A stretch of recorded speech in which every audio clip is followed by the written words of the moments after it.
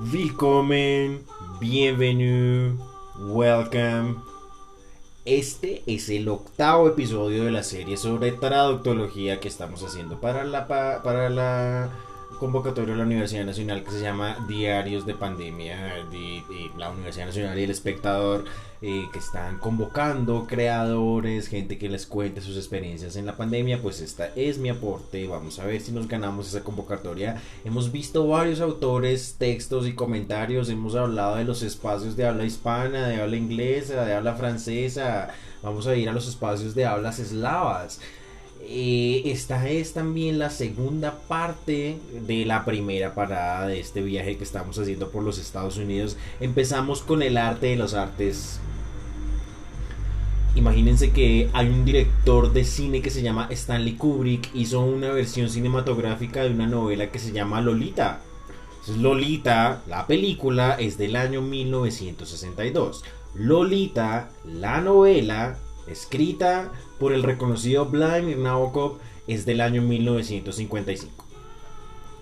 La banda sonora de la película es de Nelson Riddle, se llama Lolita Yaya y de fondo escuchamos una gran percusión, un riff de guitarra tranquilo y apacible y tres voces armoniosas. Un cliché de la cultura americana es decir que la abuelita de uno fue una de las tres cantantes de Lolita. Lolita nos plantea unos problemas duros y espinosos de hablar, como lo del holocausto, que lo veíamos por allá en el primer episodio. Pues si quieren después hablamos bien del contenido de Lolita, lo mencionamos para que tengan la referencia. En todo caso, en este episodio seguimos en los Estados Unidos y vamos a hablar de la relación que tiene Rusia, de la migración, pues de Putin, del proceso de inmunización que estamos atravesando, de Vladimir Nabokov, de Sergio Bolaños, de la teoría de traducción del inglés, del francés, del ruso, de Pushkin, de la métrica greco-latina, de jambos, de troquios, de dáctilos, de los college humor, de Katie Merovich, del señor Dikovic, de sus facciones eslavas, de las burlas al feminismo burocrático de Seaborg, de Roman Jakobson, de la orientación de tipo lingüístico, de la orientación de tipo cultural, literario y filosófico. Seguimos con los estudios de traducción. Vamos a hacer un resumen de lo que hemos visto hasta el momento. Vamos a mencionar un autor y una cita de cada episodio. El primer episodio fue 12 años con Hitler. Ahí vimos a Amparo Hurtado de Valencia. Sugería que es conveniente distinguir entre método, estrategia y técnica de traducción. El siguiente episodio fue Atrapado sin salida. Ahí vimos otro de los rusos, que fue Fedorov. En el profesor Sergio Bolaños decía que el estudio de la traducción ocurría para todo tipo de textos, no solo para textos de tipo literario científico, sino también para textos políticos, textos jurídicos, para manuales de instrucciones. El tercer episodio fue Was ist Aufklärung, en español es ¿qué es la ilustración? Encontramos otra traducción para Aufklärung, esclarecimiento. Aunque el término esclarecimiento nos remite como a los temas del Tercer Reich y eso. Ahí hablamos de una investigadora estadounidense que se llamaba Rebecca Oxford. Según Oxford, el mero acto de traducir es en sí mismo una estrategia de aprendizaje de lenguas extranjeras, y por eso alguna vez dijimos que decir que los docentes de idiomas no traducen es una falacia, porque ellos sí traducen a la vista. Así dicen los docentes de la Nacional, dicen que hay que esos los docentes no traducen. Ok, el cuarto episodio fue Daniel 10:11, el primero de esa miniserie sobre la traducción bíblica. Ahí hablamos de Martín Lutero, por ejemplo, que decía que las palabras latinas les impedían a las masas germanas hablar bien alemán. Eso lo vimos en un documento que se llamaba el Zentrum vom Dolmetschen. Ese documento son las ideas de Lutero sobre el acto de traducir, y vimos cómo ese era el contexto de la Reforma Protestante, y según los papistas, Lutero había cometido varios errores de traducción. Eso se conoce con el nombre de las 5 solas. El quinto episodio fue Isaías 7:14. Ahí vimos a las feministas Sherry Simon y Louise von Flotow, ambas canadienses. Sostiene Simon por un lado que la traducción es una forma de compromiso con la literatura. Por otro lado, von Flotow, de apellido alemán, dice que Canadá es un país que se toma la traducción de forma seria y como una disciplina. El sexto episodio fue Génesis 11:9, la Torre de Babel. Génesis 11:9, ahí hablamos de Jacques Derrida, que también es revisada por Bolaños. La deconstrucción es el concepto principal de la obra de Jacques Derrida. Ahí sugerimos una definición para ese concepto de construcción desde la perspectiva de los estudios de traducción, porque al parecer los únicos que definen ese concepto son los estudios de género. Ahí también hablamos de la idea de Dios. El séptimo episodio fue entonces la primera parada de una serie de viajes primero por Estados Unidos, después España, Alemania. Vamos a hacer entonces 2 episodios para cada uno de esos lugares. En este séptimo episodio vimos al autor estadounidense John Catford, que sugería una idea interesante. Decía que en un primer momento el acto de imitar un acento extranjero o local era una traducción de carácter fonológico. Sugería una separabilidad entre el sistema fónico y el sistema gramatical de las lenguas, afirmando que una persona de habla inglesa era capaz de hablar francés gramaticalmente correcto, pero con un fuerte acento del inglés. En este 8º episodio vamos a hablar de Vladimir Nabokov, que aparece revisado por el profesor Sergio Bolaños en su ya mencionada introducción a la traductología, autores, textos y comentarios. Así que después de toda esta introducción vamos a empezar. Posiblemente Vladimir Nabokov sea uno de los autores a los cuales Sergio Bolaños le dedica menos pensamiento y reflexión. Esto lo decimos porque, a comparación de otros autores, Bolaños le dedica a Nabokov solamente 4 páginas de presentación, análisis y posterior comentario. Solo 4 páginas. En contraste, digamos, en Bolaño aparecen autores como uno de los de la Alemania Occidental, que es Bernhard Köhler. Eso es la escuela de Leipzig. Entonces Bolaños le dedica más de 10 páginas a Köhler. Bueno, a pesar de lo corto y lo sucinto, no deja de ser muy chévere la presentación que hace Bolaños sobre Nabokov. Bolaños, demostrando su amplia cultura, nos habla de Vladimir Nabokov, lo cual no es poca cosa. No es algo que le competa solo a docentes universitarios académicos que escriben artículos científicos, sino que figuras como Nabokov le pertenecen a la especie humana, ¿sí? Hacen parte de la humanidad, aparecen ahí disponibles para todos nosotros, estos personajes universales que cada vez que los revisamos nos dicen cosas a todos como especie. Un autor que sigue a otro autor que sigue a otro autor. Vladimir Nabokov también fue una persona muy culta y muy estudiada. Murió en los años 70. Nabokov va a escribir también un comentario sobre la obra más importante de uno de los escritores germanoparlantes más célebres del mundo de la literatura del espacio de habla alemana, Franz Kafka. Esa obra importante se llama La Metamorfosis. En alemán original, Die Verwandlung. Verwandlung, con artículo femenino, es la palabra alemana para cambio, transformación, metamorfosis. A su vez, la palabra metamorfosis es otro helenismo, es decir, una palabra que viene del idioma griego. El conocido relato de Kafka cuenta la historia de Gregor Samsa, que un día se levanta de su cama y se ve a sí mismo transformado en un monstruoso insecto. Se trata de eso, básicamente, lo que en Harry Potter llamarían animagos, ¿sí? Como Sirius Black, que lo interpreta el gran Gary Oldman, personas que se transforman en un animal. De todas formas, este es un motivo recurrente de la literatura. Es el mismo cuento de Boris Vian, por ejemplo. Boris Vian es una especie de Julio Cortázar, pero europeo, ¿sí? Bien francés y bien de París. Vian escribió un cuento que se llama El Lobo Hombre.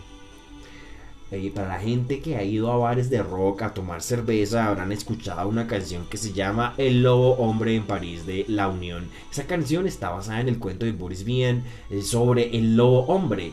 Es la historia del hombre lobo, pero al revés. O sea, la historia del hombre lobo al revés es un lobo al cual lo muerde un humano. Y entonces ese lobo se transforma en un ser humano y nos cuenta la experiencia y todo lo que tiene que pasar por el hecho de ser ahora una persona. Así que el motivo de la transformación en la literatura y la cultura es recurrente. Podemos imaginarnos también que existen varias razones para estas transformaciones. Ese es el asunto, nada más y nada menos que la interpretación. De eso hablamos en el episodio número 3, que fue, pues, ¿qué es la ilustración? Según Fernando Vallejo, no hay sino interpretación. Eso lo dice en una entrevista donde le preguntan que si él cree que la Biblia ha sido tergiversada a lo largo de la historia. Aquí vamos a adherirnos a ese punto de vista. Vamos a decir que el asunto de la interpretación es significativo, es importante, está presente.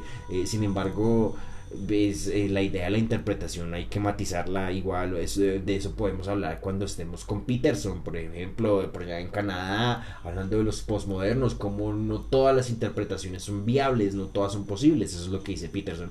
Brevemente, en el comentario de la metamorfosis que hace Nabokov, el autor nos dice que no importa la emoción con la cual examinemos una narración, una pieza musical o un hermoso cuadro, siempre habrá personas a las cuales estas creaciones no les comuniquen nada y ante ellas no les corra un escalofrío en la espalda. Aquellos que ven en la obra de Kafka más que una simple fantasía artificial sobre un insecto son bienvenidos a la lista de los buenos y los verdaderos lectores. Así, de esta manera empieza el comentario de Nabokov. Más tarde nos va a decir su interpretación sobre la obra de Kafka. Nos dice que su caparazón surge como una especie de protección contra el mundo exterior, protección de su familia, de su trabajo. Surge precisamente por ese afán que tiene el personaje de sentirse protegido, lo cual no lo consigue en la familia. Eso está directamente relacionado con el desenlace del relato. Así que la palabra que usa Vladimir Nabokov es Schutz, con artículo femenino, Schutz con artículo masculino, perdón. Schutz es la palabra alemana para protección. Y entonces ahí es cuando vamos y escuchamos una canción de los fantásticos Placebo, que se llama Protege-moi, en español, protégeme. Para Bolaños hay cierta coincidencia con la concepción de Walter Benjamin, el de la tarea del traductor, en la medida en que la creación poética y su traducción trascienden las lenguas individuales y se elevan hacia lo divino. Eso lo presenta Nabokov en el artículo Problems of Translation Onegin in English del año 1955. De ese mismo año es Lolita, la novela. De ese mismo año son los 12 años con Hitler. Ahí Nabokov presenta a un poeta ruso que se llama Pushkin. Según Nabokov, Pushkin es más producto de la literatura francesa que de la cultura rusa. Es el producto del genio individual del poeta, que ya no es ni ruso ni francés, sino que es universal y es divino. Pushkin escribió un poema que se llama el Onegin. Onegin está escrito originalmente en idioma ruso. Vamos a hablar un momento de la métrica grecolatina. Esas son unas unidades de medida para clasificar una serie de versos. Entonces, dependiendo de la cantidad de sílabas en los versos, reciben distintos nombres. Entonces, dependiendo, se llaman jambos, troquios, dáctilos. Entonces, por eso se habla de poesía yámbica, poesía trocaica, los versos dactílicos. En el mundo de la métrica grecolatina se usa también la noción de pie. ¿Sí? Los pies como una unidad de medida de los versos. Según Bolaños, el Onegin está escrito en tetrámetro yámbico rimado y trímetro trocaico. Es casi un trabalenguas eso. Esos son nombres que tienen que ver con la medida de los versos según las sílabas. ¿Por qué es importante toda esta carreta de la métrica? El asunto con la traducción del poema del Onegin no es tanto traducir el contenido y la historia que se relata, sino traducir la forma en la cual está escrito el poema. Según los autores, no es un asunto del qué, sino el cómo. Es decir, no importa qué es lo que comunica el poema Onegin, no importa el contenido, sino importa es la forma en la que está escrito en tetrámetro yámbico rimado, cómo mantener el tetrámetro yámbico rimado en los dos idiomas, tanto en ruso como en inglés. Esa es la cuestión principal del artículo de Nabokov sobre la traducción de Pushkin. Es un asunto de forma. Vamos a repetir esa idea. La tarea de Nabokov es cómo traducir el poema Onegin del ruso al inglés. Con esto aparece otra noción de análisis, otro concepto que es importante discutirlo cuando hablamos de estudios de traducción o de traductología. Amparo Hurtado las llama nociones centrales de análisis. Aquí aparece la noción de dirección de traducción. El verdadero intelectual, el verdadero filósofo es quien define nuevamente con sus propias ideas, sus propios conceptos, las palabras que la gente ya sabe. Esa tarea no es fácil ni es atractiva porque hoy en día nadie se pone a pensar si las palabras sí las están usando bien. Aquí en Colombia ni siquiera el presidente tiene el decoro de hablar bien y usar el idioma como se debe, entonces por eso dice así lo querí. No tiene el decoro de respetar las verdaderas formas del verbo, como apunta Rufino José Cuervo, de los cuervos chéveres de Colombia, y a la velocidad a la que vamos nadie se pone a pensar si las palabras sí están siendo dotadas del significado que supuestamente tienen. Asunto del significado. Así que vamos a ver qué es lo que queremos decir con dirección cuando estamos hablando de comparación de lenguas extranjeras. Dirección quiere decir que si traducimos de la lengua materna a la lengua extranjera o si traducimos de la lengua extranjera a la lengua materna. Existen dos tipos de traducción según la dirección, traducción directa y traducción inversa. Una traducción directa es cuando traducimos de la lengua extranjera a la lengua materna. Una traducción directa es cuando traducimos, por ejemplo, en nuestro caso, del alemán al español. Eso sería directo. Y una traducción inverso es cuando traducimos de la lengua materna a la extranjera. Es decir, si vamos a traducir de español a alemán, eso sería traducción inverso. Y con esto llevamos horas y horas hablando de mi mundo interior en estos tiempos de pandemia. Primordialmente me interesa edificar a la gente, formar el ser humano, educar a las personas, y esa es la labor del docente según Cicerón, que define el verbo docere. ¿Qué es el verbo docere? Teach, enseñar, enseñar. Significa proveer la verdad mediante la argumentación y la presentación de los hechos. Esto fue un alegato en torno a un concepto que atañe las lenguas, una noción vinculada con la cultura, la religión, la literatura, la música, el cine, en fin.